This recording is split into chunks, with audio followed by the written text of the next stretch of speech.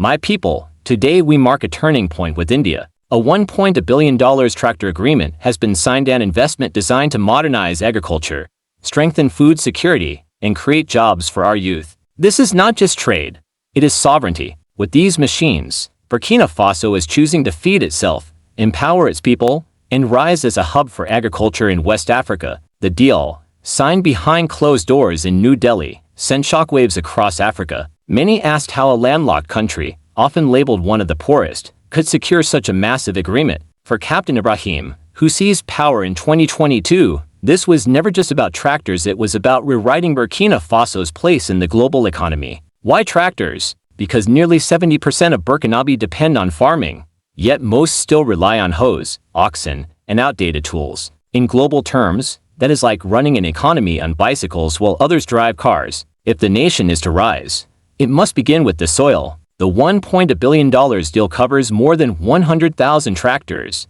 irrigation systems, spare parts, and farmer training programs. But tractors are expensive, and Burkina Faso cannot casually spend $1 billion.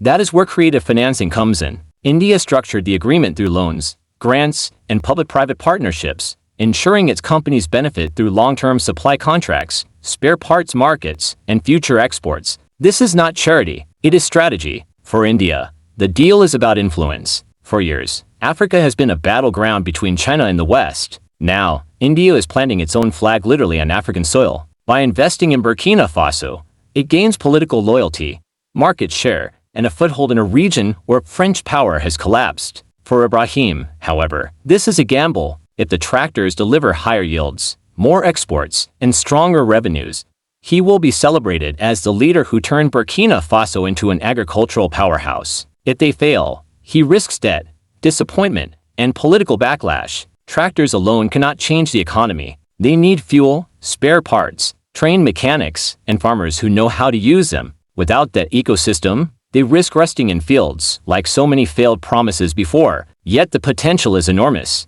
With modern machinery, experts believe crop yields could double or triple in 5 years. That would allow Burkina Faso not only to feed itself, but to export maize, sorghum, and rice to its neighbors and beyond. This is why the deal matters far beyond Burkina Faso. In a world where food is power, the tractors symbolize more than machines. They represent a struggle for independence, dignity, and a future where Africa is not begging for aid but building capacity. For better or worse, Burkina Faso has stepped onto the global stage not as a victim of history, but as a player in the game of investment and sovereignty.